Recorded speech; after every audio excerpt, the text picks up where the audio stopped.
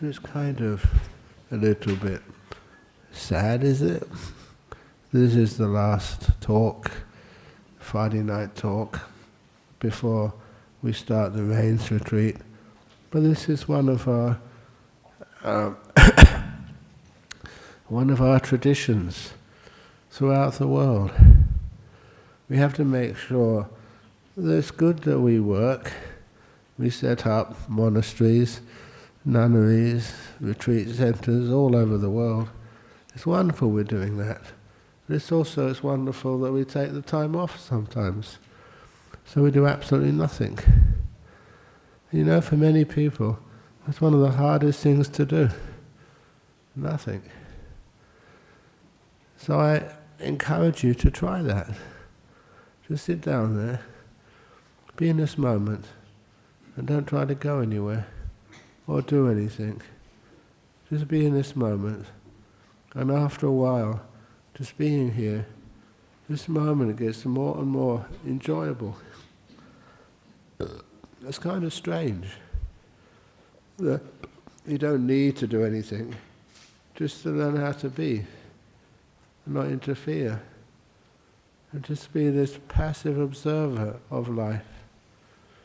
I don't know if you've ever been in beautiful places of nature, beautiful places where you may be on a hill.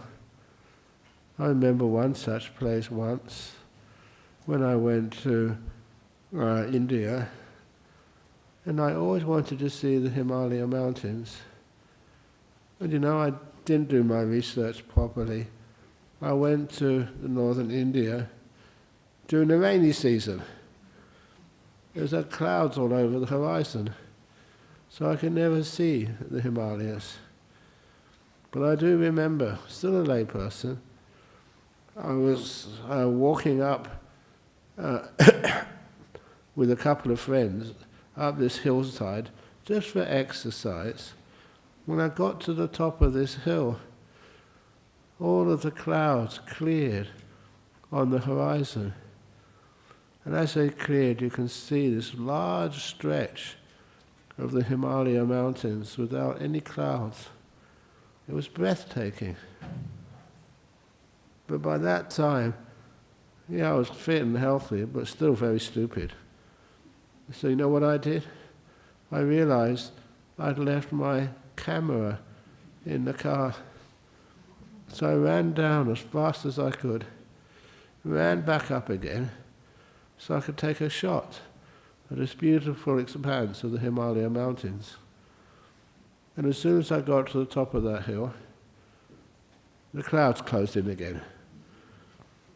It was like what we say, like Mara, this being in Buddhism, who always tries to interfere with our happiness and pleasure. But actually, it teaches us a lot of wisdom.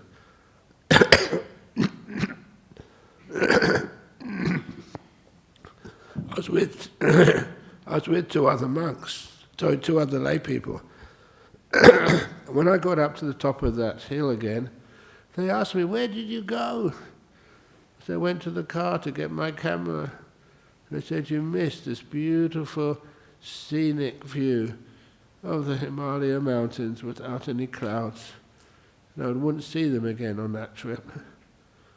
And I always thought that beauty, things which are really inspiring, you should never try to capture. That's what I was trying to do, to capture them on a camera. There's many, many books I can see where photographers much better than I could actually capture those pictures for me, but I wanted to do it myself. I realized how silly I was. And it learned from that. Whatever you experience, either with your eyes or even more importantly, whatever you experience in meditation, please don't try to capture it. Just let it be. Let it grow. Let it teach you how beautiful it can be. And you enjoy the experience so much more when you don't try to capture it. All these little experiences which you had, because one of the reasons I was in northern India at that time was, because of the spiritual resonance which, being in Himalaya mountains meant for me. But it's also, I try to see, how to understand wisdom and kindness. And so because of that, you learned how to meditate much more peacefully. Sometimes in your meditation, people often write emails to me, say they had this experience, that experience. So what does it mean? And I know that many times when I do emphasize the importance of things like jhanas, they are available for everyone. And people do experience them. But because I tell how important they are and how wonderful they are, many people, they want to experience them. And that is the hindrance. That stops you enjoying your meditation. When you want to experience this state or that state. And I've found, as many of you have found, that when you want to experience something, you always mess it up.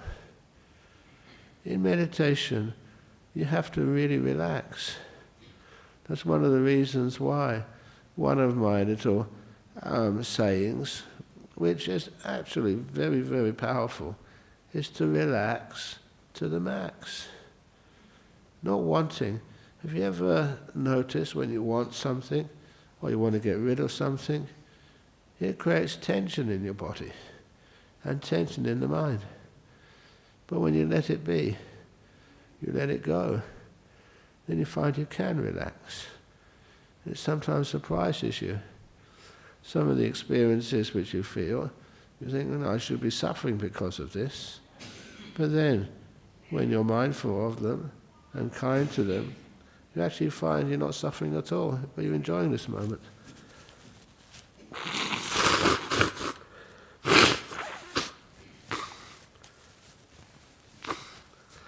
And that gives me a lovely couple of seconds to relax to the max as I clear my noses, both of them on either side.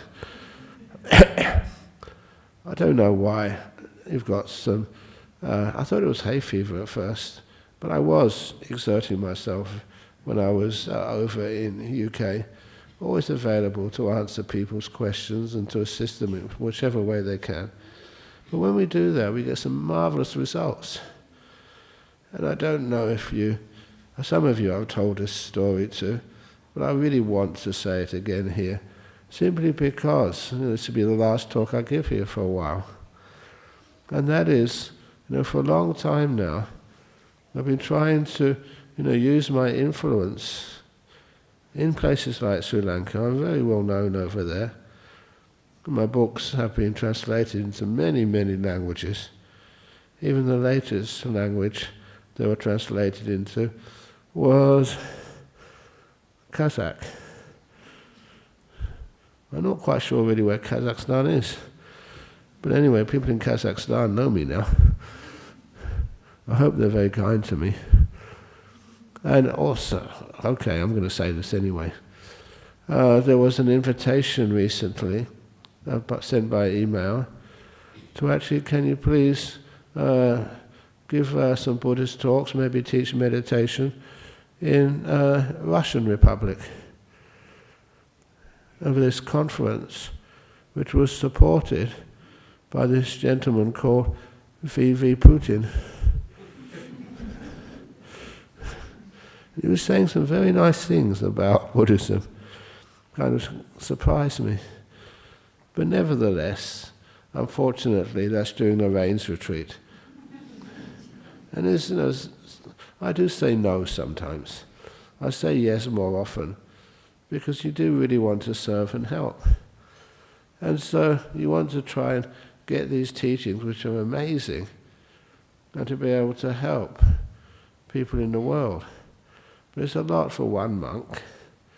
So that's one of the reasons why, I've been trying for years, to establish monasteries for female monks. an equal standing to the monks' monasteries. So they can serve too. There's something which I have noticed. There are some things which bhikkhunis, female monastics, can say, which I can't. Each one of us has our own little areas of expertise. And so it's nice we have a large faculty of teachers. Have you ever noticed in universities, do they have just one lecturer? Or do they have a whole group of lecturers? And some are strong in one area, and others are strong in another area, as it should be. And this is really important for our life. Sometimes people ask me when I was in UK last week, why are you a monk? And if you heard what people say about me, praise. They say, thank you for saving my life. Thank you. I'd looked at your teachings online, and if it wasn't for you, I just would not be here. And that kind of praise, that's where I get my job satisfaction. It actually works. And as well as giving to others, you also get the job satisfaction of being able to cross your legs and get into beautiful, peaceful states of meditation. It works both ways, for benefiting my own life and allowing me to benefit others. And that's why I love doing this. This year, this will be my 50th year as a bhikkhu. Completed 50 years. And my age next month, I'll be in years 74. But I don't like telling my age in years. Instead, I tell my age in months. I kind of feel it's more impressive. And I'm not lying. I don't know why people always want to feel they are young. I really like to feel you're old, you're wise. You've got lots and lots and lots of experience in life. So because of that, I always tell my age in months. And so next month, in August, my age will be 888. And that's a pretty lucky number. That's auspicious. That's a great number. And I think I mentioned that to you before. In places like Singapore, or places, who have a strong Chinese culture, they all know that 888 is one of the luckiest numbers. If you try and get a car rego number 888, wow, that will cost a fortune. If you can live on number 888 on some road, wow, that'd be worth a lot of money. So, this year, I'm 888. Easy for me to remember. I kind of like messing around like that. Because when you are a monk and you don't hold on to anything, you can let everything go, and you can have some fun with things like numbers. I have fun looking at life in a different way. Why do we always have to look at life in the same way that other people do? If we do that, we just miss some of the joy and the wisdom which life is presenting to us. Again, I always remember this. That monk who taught me that when he went to jail, he was quite innocent, but he was set up. He went to jail for 2 years, and he said it was the best years of his life.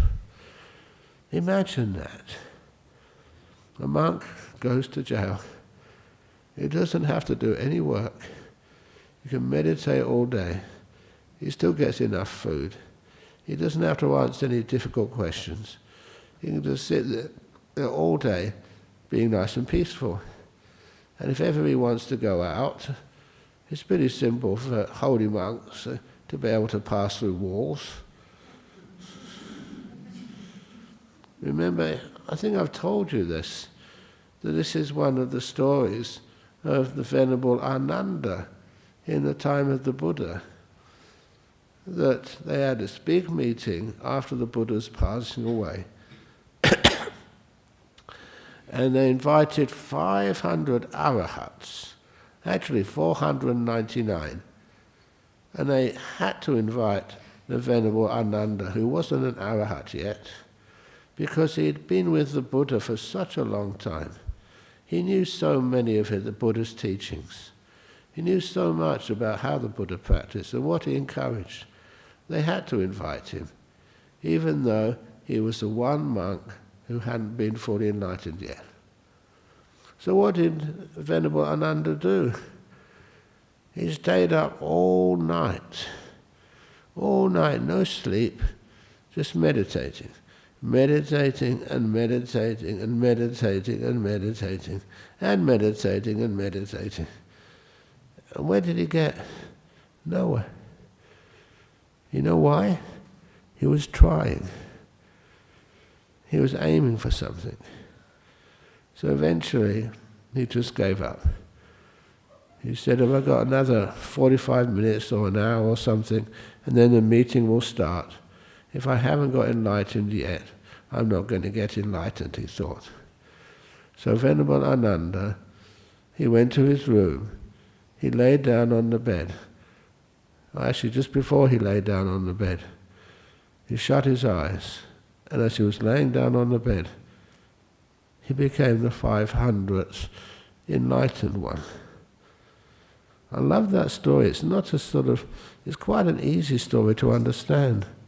When you're trying, you're actually chasing wisdom, peace, enlightenment away. When you let go and relax to the max, just leave it alone, your mind soon becomes very still, and you can see Dhamma. He'd already had enough experience. He just needed to see the Dhamma, and then he became another enlightened being. Now, one of the problems was for him, how can he convince all the other monks who'd already arrived in that hall, how could he convince them that he now too was an enlightened being? So instead of arguing, he on purpose arrived late. They'd already closed the door of the hall, and 499 fully enlightened arahats were inside, waiting to start the meeting. And then they saw all those other enlightened beings. They saw this big, powerful light come in through the keyhole. And it came in through the keyhole and then materialized as Ananda. We call it making an entrance. And he needed to do that to convince everybody that he too now was a perfectly enlightened being. I kind of always loved that little story. He was trying, and then kind of gave up. Because he gave up, he could relax, let it be. I still remember Ajahn Chah teaching me that so many times. He said the way I was kind of couldn't really understand at first. I thought, to become enlightened, you need a lot of effort. You've got to try. It's this huge thing. How on earth can you become fully enlightened without putting any effort into it? And as soon you understood why. Ajahn Chah was really good, the way he made up similes, which really made sense to me. One of his similes was when he said, Wat Ba Pong, this is the monastery where he lived, Wat Ba Pong was a mango orchard. And I remember hearing this simile the first year when I became a monk and stayed with him. I didn't see any mango trees in Wat Pa Pong in those days. I said, well, what is wrong? There's no mango trees in Ajahn Chah's monastery. And he said, this is a metaphor. There are so many mango trees in Ajahn Chah's monastery, and they've all been planted by the Buddha himself. This is getting weird. Because the Buddha actually never visited Thailand. And would the Buddha actually go to this forest in the northeast of Thailand and not other places? So anyway, he carried on. It was planted by the Buddha. And now all of those mango trees which the Buddha planted are now full of ripe, sweet mangoes.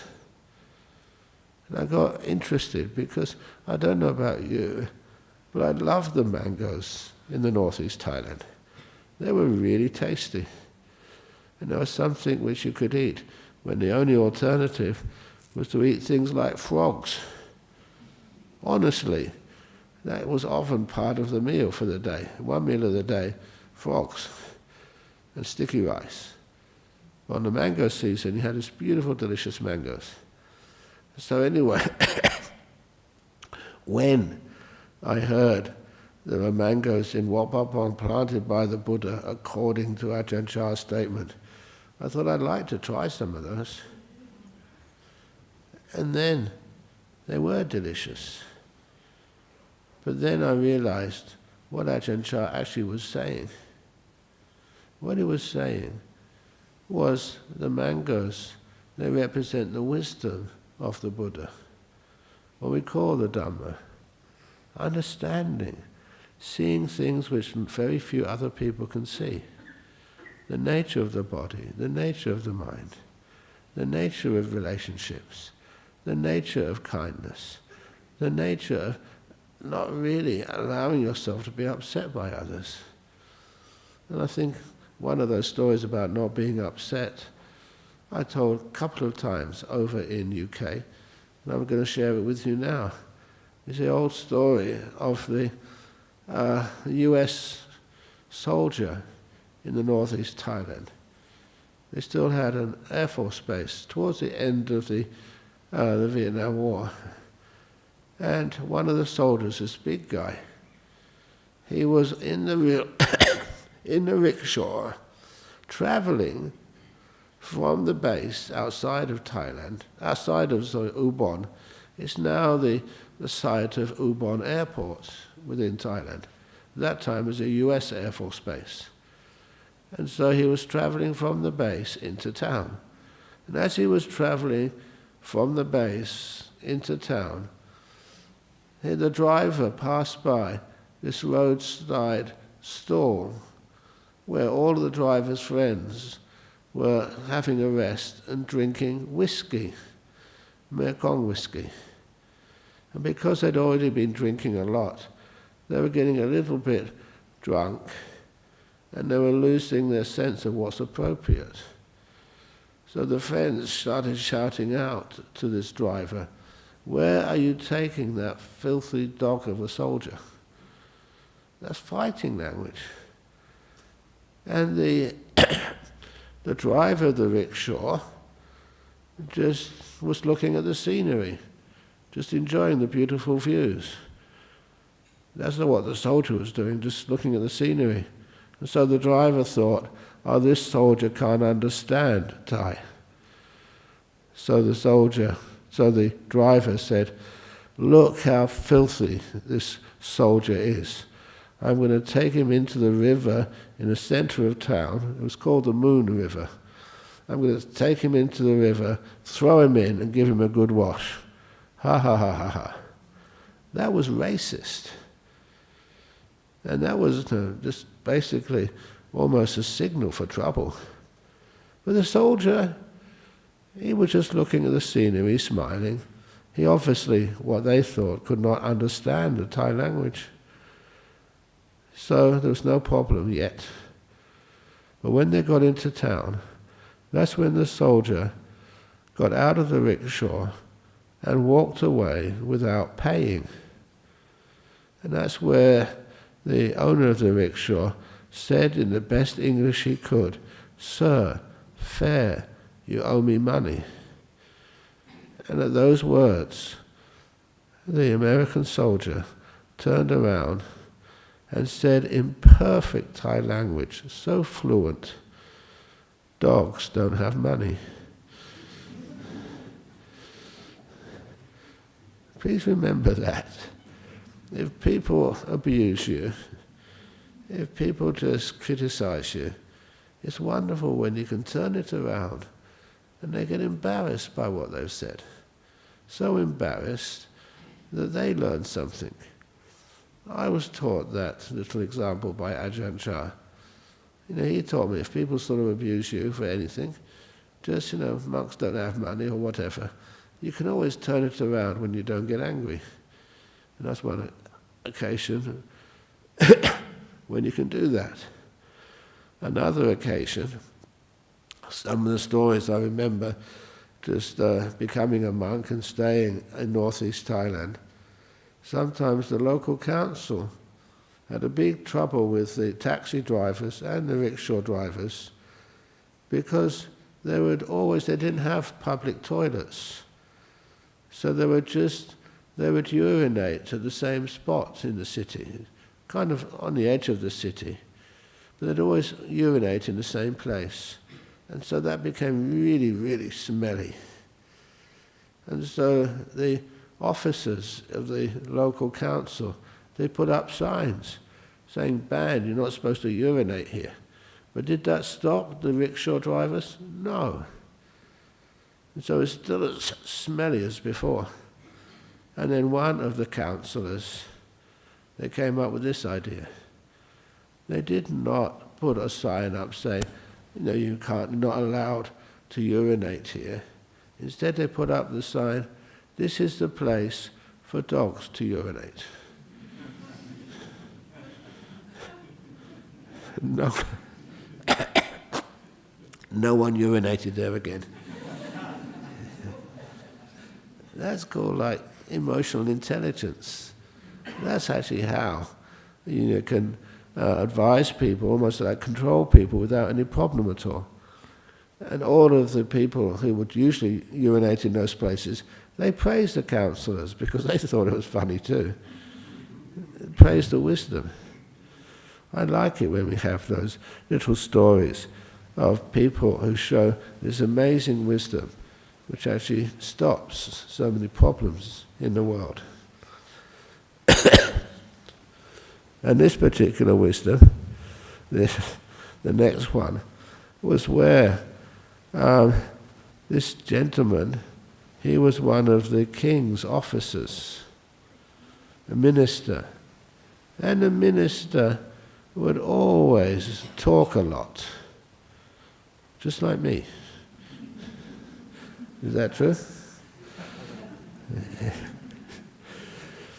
And he really embarrassed all the other ministers in the government. He was always talk, and giving advice.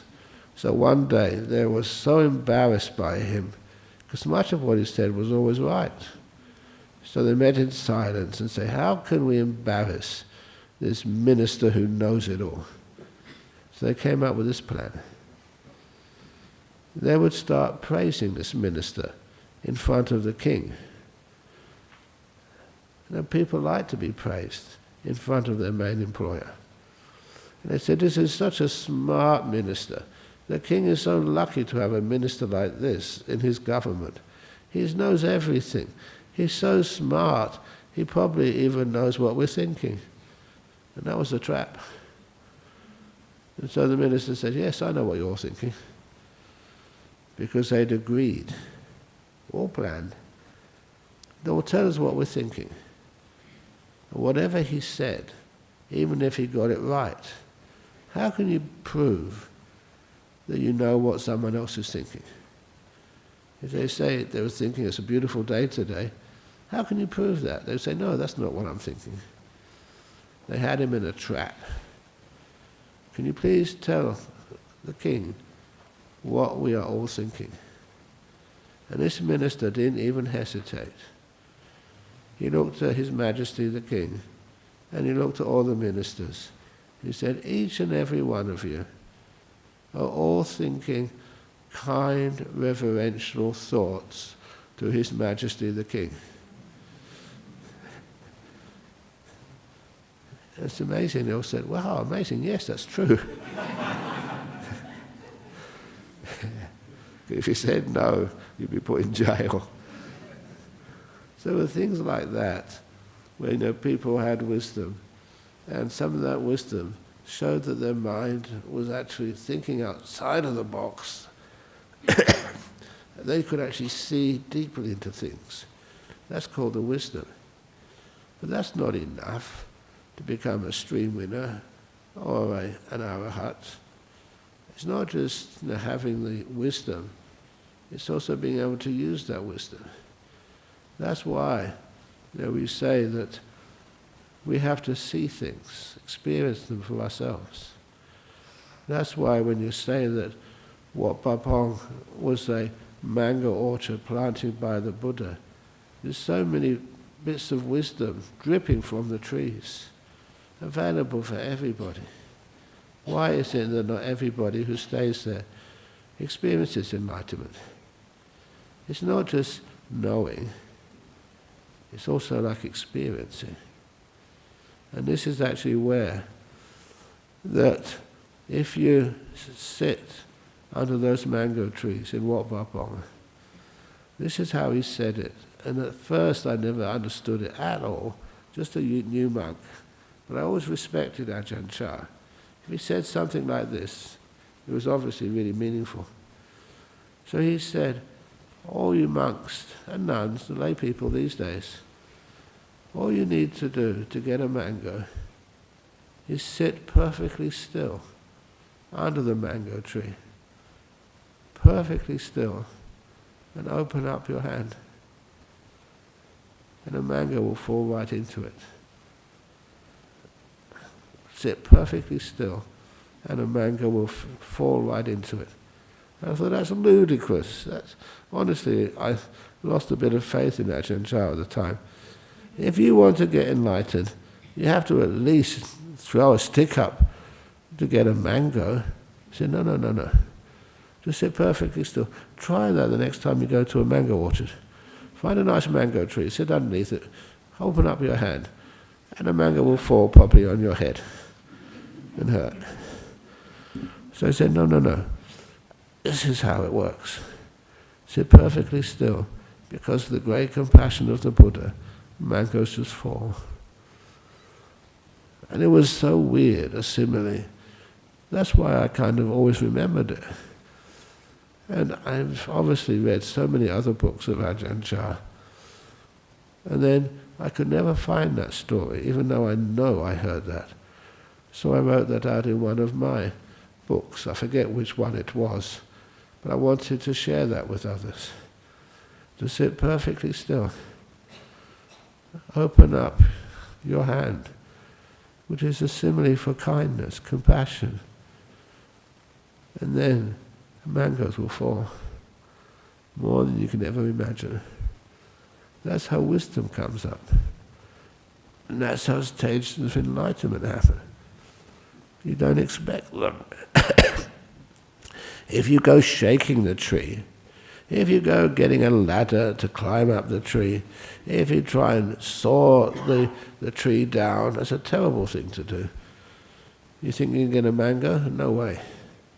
Just that one way. Sit perfectly still, open up your hand, and mangoes will fall. And that's beautiful to experience that.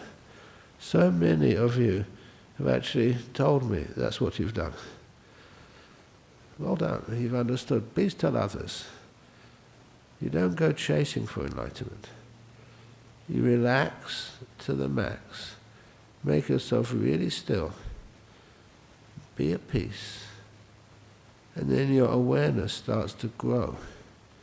You can see more, feel more. You can understand more. I love those similes because they're part of my upbringing. In universities, in laboratories, in universities, trying to not just work out maths equations, but actually to experiment. How do these things actually work? Let's go and find them, test them, see if they do work. And that particular simile for meditation was absolutely brilliant. That's why I was also teaching earlier today that part of my interest in life was not just meditation and Dhamma, but also like ghosts. And hopefully I'm kind of interested in you. Ghosts are never, never dangerous. Never. They're always fascinating phenomena in our world. Why? How do they work? They do work. They are there. I don't know if they're here this evening, but I remember this one Thai couple. I'm not going to open my eyes, but I remember that when they moved into a house, their first house, they always would have their doorbell ringing at odd times. And they would go to open the door. When they opened the door, there was no one there. They thought it may be children who had been like playing games and just ringing the doorbell and running away. But then a few times they were right next to the front door, and when the doorbell rang, they could open it so quickly, and they realized that no person could ring the doorbell so quickly and disappear so quickly. It wasn't a human being. It was a ghost ringing the doorbell. But they were very smart. I really admire them. They thought, how can we solve that problem? And they came up with a solution.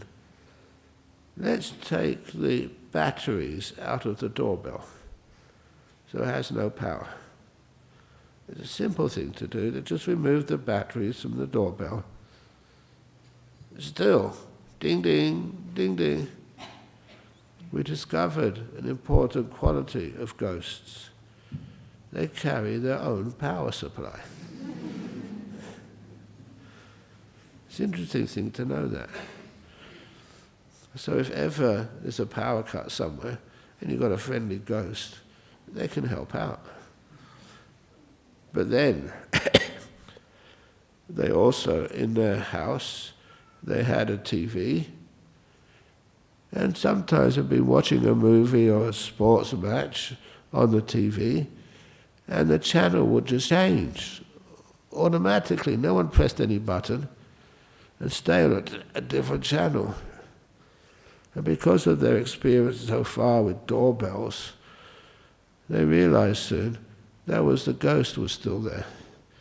And the ghosts, they also like watching TV. They have their favorite programs. And if you turn it to your favorite programs, what will happen? They can just turn it back again to their program, and you don't even see it. So they came up with another very good solution. I like it when people have these solutions. They're thinking outside of the box, the TV box. So what they did was they bought a second TV. One TV is for the ghost, and the other TV is for them. And that means they can watch any TV show they want, and the ghost is busy watching its TV show, and everybody's in peace and harmony. I thought that's a brilliant solution. So these are kind of solutions which, when we can open our minds and accept such things, then maybe we can have a much more peaceful life. And again, I was trained as a physicist, and so I don't accept these things without having all the information. How are we going here? So this is what happens. And once we have that wisdom, we have like the basis for understanding what life is. The next thing which we really need is the peace of mind. To sit under the mango tree, really peaceful, to open your hands and see what falls in. And that is the fascinating part of the Buddhism. We always just focused on the meditation. And that's one of the reasons why I stayed as a Buddhist. That's one of the reasons why you teach meditation retreats. And you collect all of the experiences which other people have. on meditation. A kind of, it's hard to say the right words, but it's very close to like blowing your mind. You see things you didn't think were possible before. And in deep meditation. And also with a lot of joy and happiness. That's the thing which obviously I like. People think, what fun does a monk have? Please excuse me, this is not true. But I'm just remembering my father. My father had a terrible sense of humour. I think I got my terrible sense of humour from him. And I can say this because there's no sister sitting next to me. What fun does a monk have? Answer, none.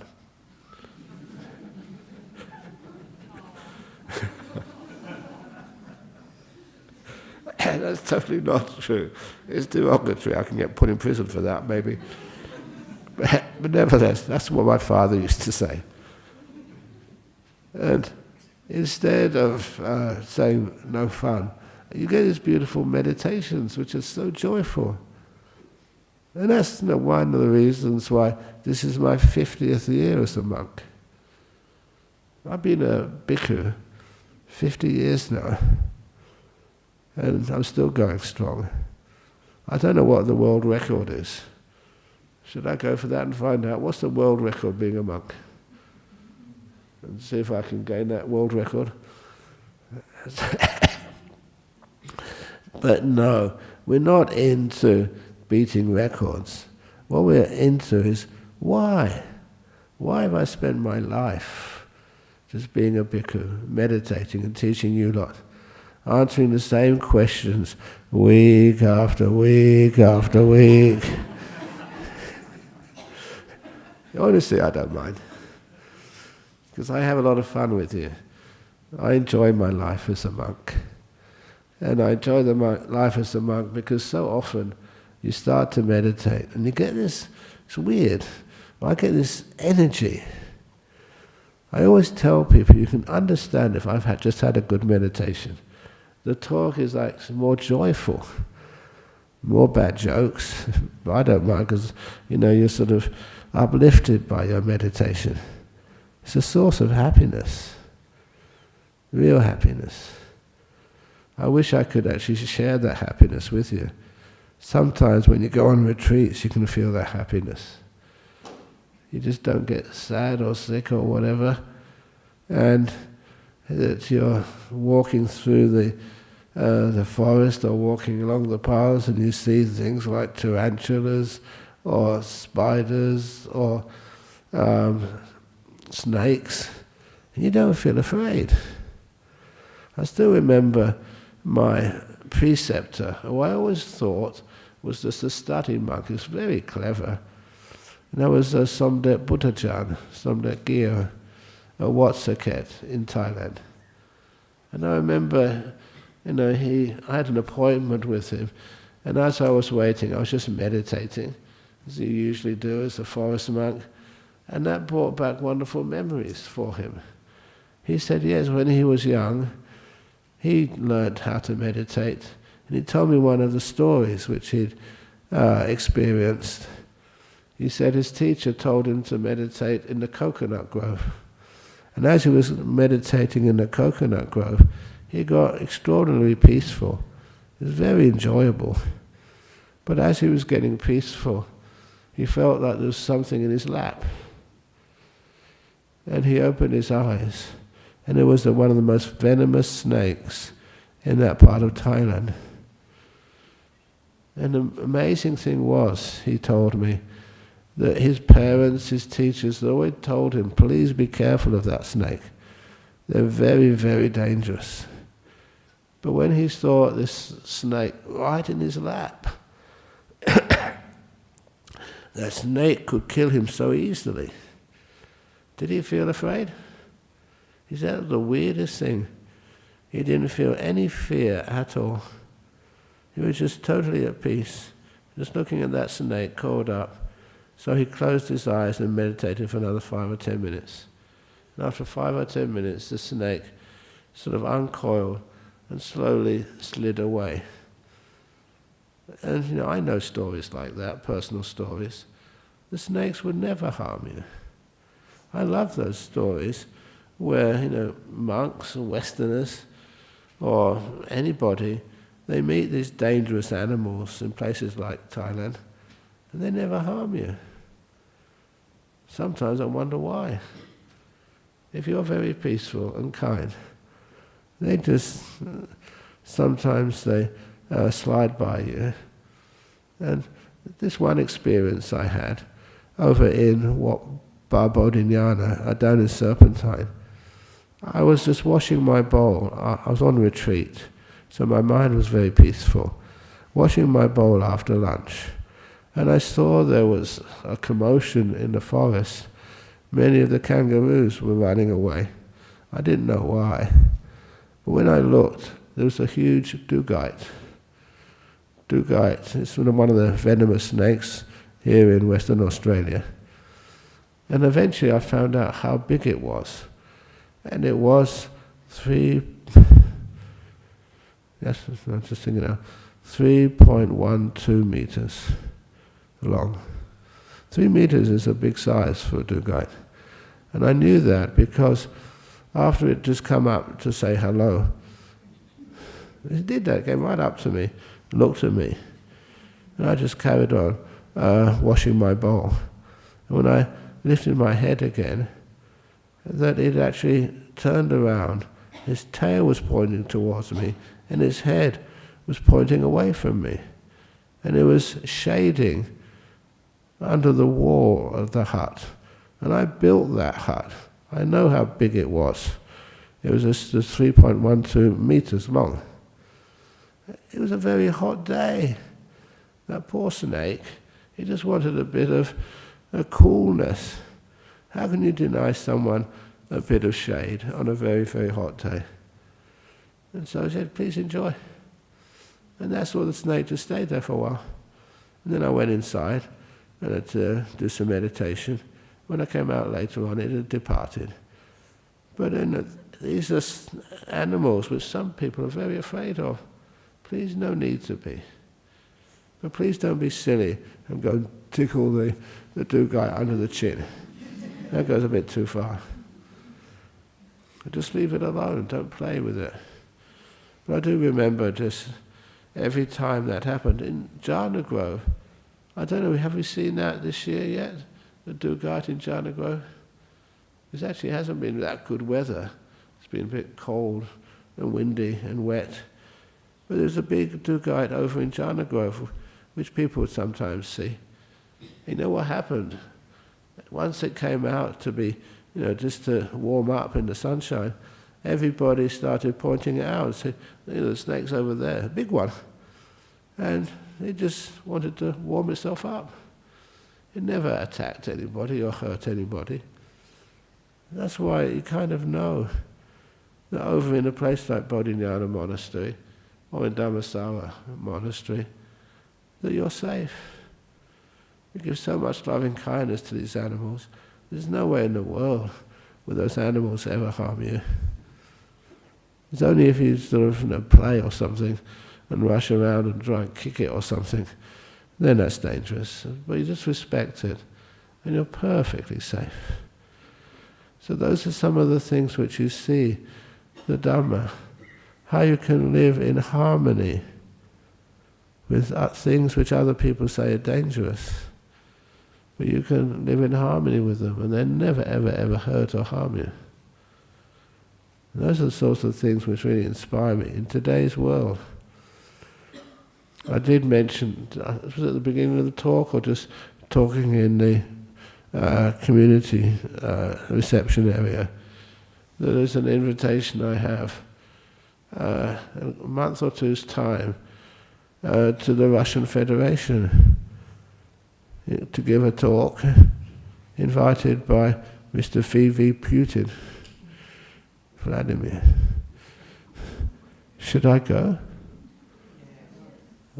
I thought of actually asking you to go in my place. He hasn't invited me yet. He's a bit busy at the moment. But a lot of times If you don't ask for anything, you just want to give some understanding, give some peace, give some kindness, they will never harm you. You're not part of that game anymore. You're just a monk. And you're just smiling, being kind, teaching them how to relax to the max. And sometimes, hopefully, to teach them they don't need to be a politician who starts wars, but a politician who stops wars. The kind politician. And I know quite a few politicians like that. I think many of you, I told you years ago, I used to get an invite every time I went into Sri Lanka with your president. That was Rajapaksa. And I will always remember this. It's a person, I know that many people thought he was a bit of a tyrant, but I don't know, when I met him, the first time I met him, it was in what they call the palace where he lived. He was a president. He just got up. He was rubbing his eyes. Have you ever actually seen someone who just got out of bed? They're just really sort of not very clear. And so when he was rubbing his eyes, the first thing he told me, and I will never forget this, he said, I am a failure. I don't mind quoting that because that's what he said. That kind of shocked me. He was the president, very powerful in Sri Lanka, and he announced himself as a failure.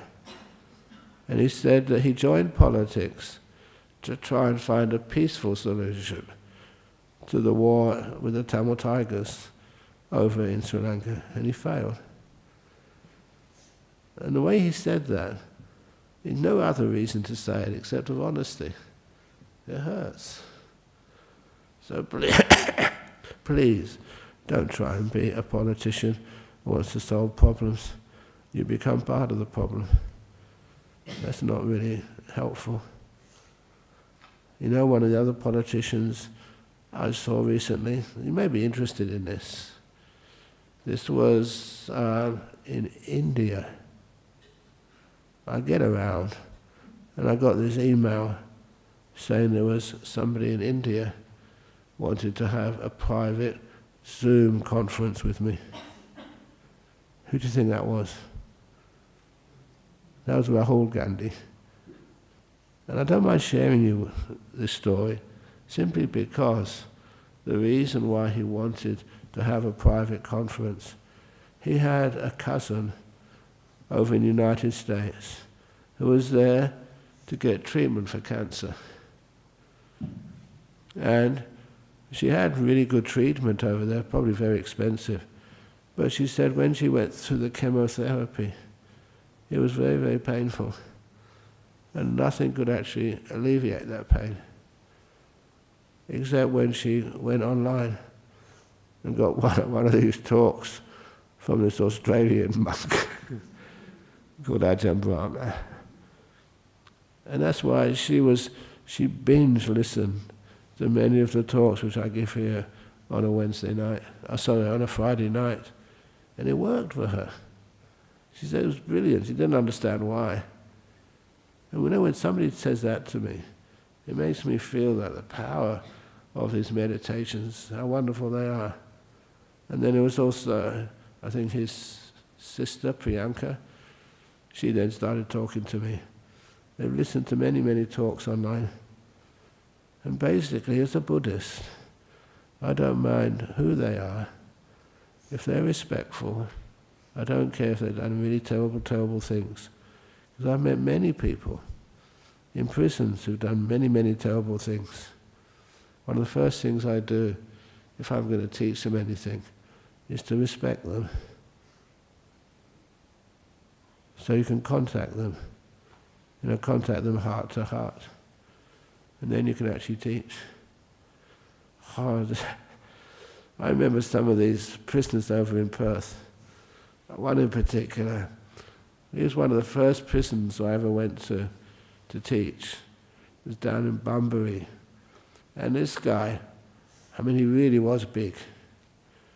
And so when I started teaching, and he put his hand up and he said, "Can I ask a question?"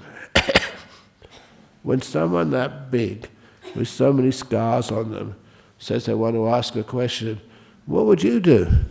"Yes, sir, please ask." And he said, "Is it really true that through meditation you can fly over walls?" He actually said that. Of course, I had to tell everyone afterwards. And when I was being honest, it's possible, but it takes a lot of years of training. And next week, I think next fortnight, I went down there once a fortnight, and only 3 people turned up for my talk. But he became a really good friend. I was really surprised. Later on, this was the prison over in Canning Vale, because they moved the prisons around. In Canning Vale, that when you entered the prison part, they gave me this little pen. They said, "This is not a real biro. This is a security alarm system. If you get attacked," and many men had been attacked, as well as females as well. Some of the people in jail, they're going to be there a long time, they'll do anything. And they don't mind an extra sentence, they're going to be in there such a long time. So he said, if you get attacked, press the little button on the top of the pen, point it at one of they look like fire alarms, they're security alarms. Press it at one of those alarms. The alarm will go off, we know exactly where you are, and we'll come and save you. So that's how dangerous it was, teaching in a prison with so many desperate prisoners. But then they said also, don't let anybody know what this is. So as soon as I walked into my class, this big guy I just mentioned to you, he became a good friend, honestly. And he said, "Oh, you've got one of those security alarms as well, have you?" They all knew exactly about it. And I said, "Yeah." But I said, "No, they won't work. You could probably jump and rape me before I could even think about pressing the button." I said, "Yes, we're very fast." And I knew he meant it. But he said, the wonderful thing, which I will always remember, "We like you in here. You know, you're our friend, you know, from what you've given us. We're always so grateful. If any of these other new guys round the back try anything, there's 3 or 4 of us here, we'll jump them. We are your security." And I trusted that so much. The kindness, the goodness, the service, that was what made me feel so safe in those prisons, even though there's some very, very dangerous people in there. Okay, I've gone over again. So thank you for listening. I hope you enjoyed what I've been saying so far. I'm sorry that I cannot give another talk next week. We do have a range retreat. And it's not that I won't be giving any talks for the next month or 2 months. I have to teach all of the monks in the monastery, and the nuns will come up. And also we have a wonderful group of Sri Lankans, Indonesians and Hong Kongese have come on a retreat at Jhana Grove. And it's my joy to be able to give them an opportunity to do some meditation. So I'm still working hard. Thank you for giving me the opportunity to do so. Sadhu, sadhu. Okay, now we usually have questions.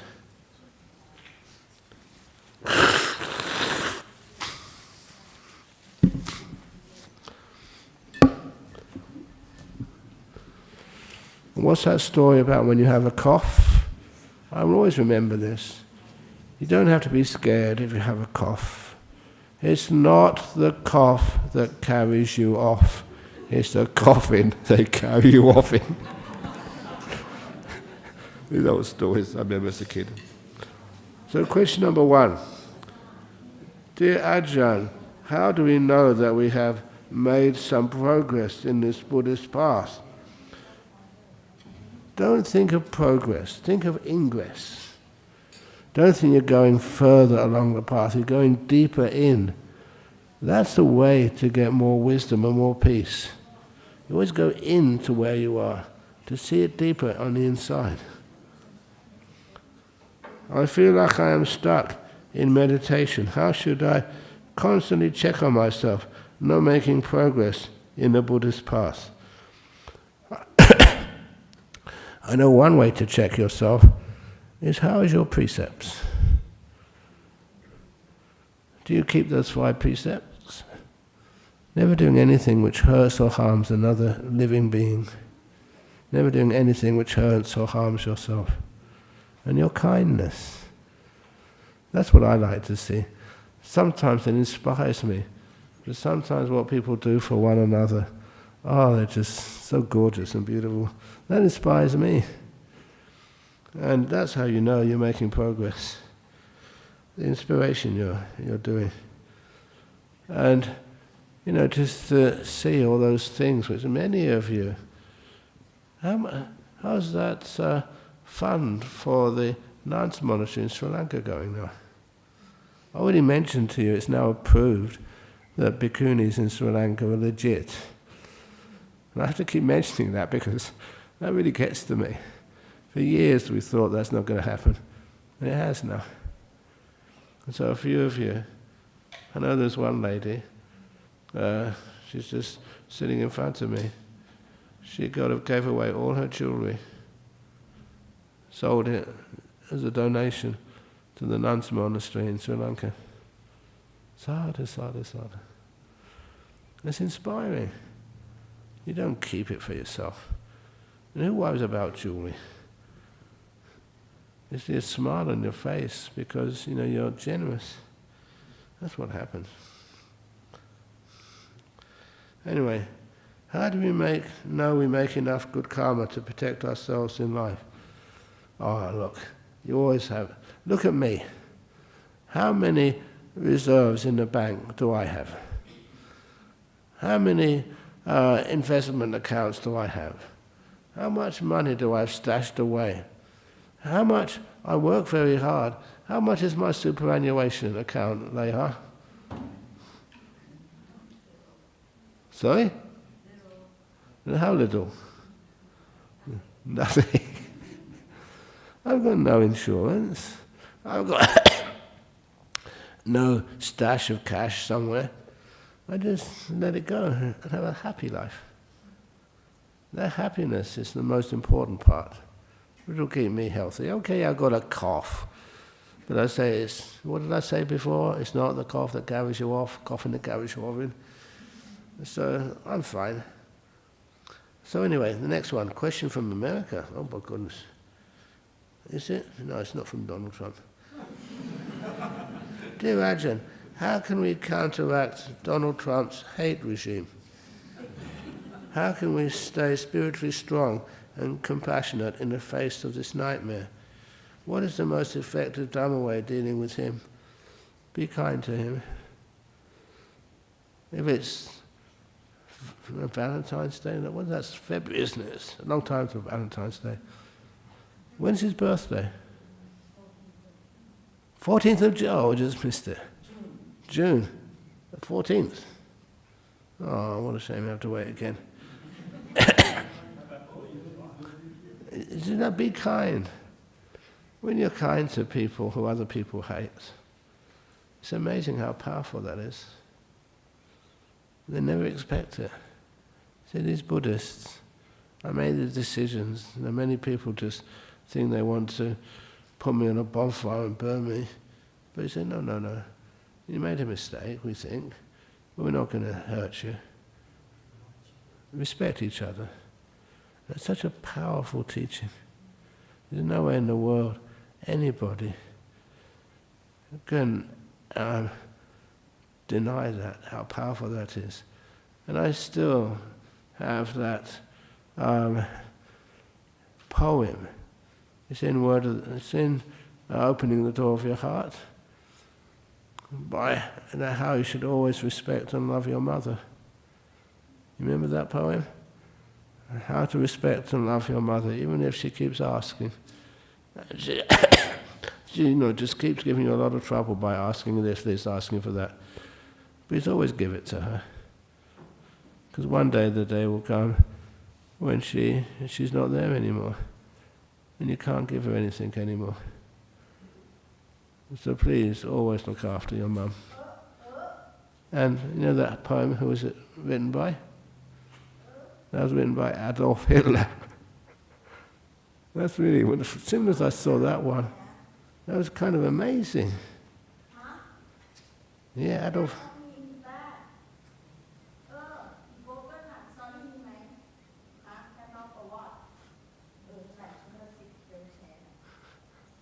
Is that okay? I couldn't hear you. Don't understand. Something's broken. Anyway, I'll just get to the next question first. So that's how to overcome a hate regime, by overcoming it with kindness. From Poland, does metta meditation work for people who died either in bardo or rebirth again? Yes, it does. How can we help people who were dead, whom we really loved them? Yes, keep remembering them and keep sharing merits with them. And lastly, from Germany, dear Ajahn, can you please explain the difference between empathy and compassion, karma and metta? How to be compassionate without getting attached or involved in it? Thank you kindly. It's what do you actually get attached to if you're like compassionate to something? You know it's a very good thing to do when you're kind to somebody. And it's a beautiful thing to do. I often say that many of the kangaroos in Bodhinyana, because I've known them for 45 years, and they remember you, and they will never harm you. It's almost that compassion makes them like your friends. And that empathy sometimes, that's a much harder thing, because a lot of times we try to feel what they feel. Simple compassion for me is much easier. Okay, have you got compassion for me? Thank you, because I'm still jet lagged, as you may have noticed. The last flight, which I did from UK, it left about 11 o'clock, and a 7-hour time difference, and got back to Perth in the late afternoon the next day. It's about 21, 22 hours. So I'm still sleepy, but I don't mind. Thank you for giving me the opportunity to teach. Sadhu.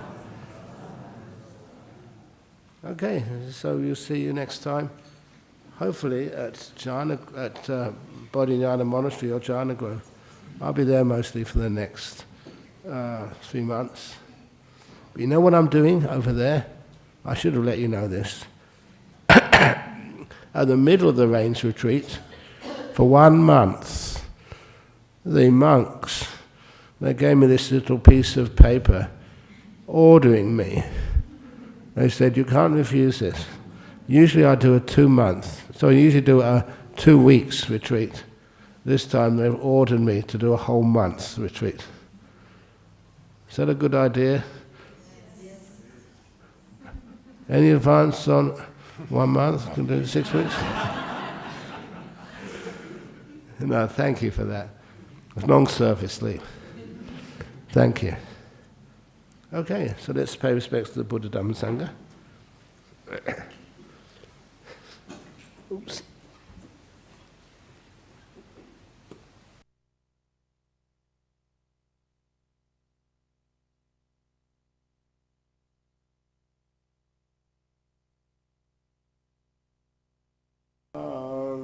Samma Sambuddho Bhagava Buddhaṃ Bhagavantang Abhivademi Swakato Bhagavata Dhammo Dhammang Namasami Supatipano Bhagavata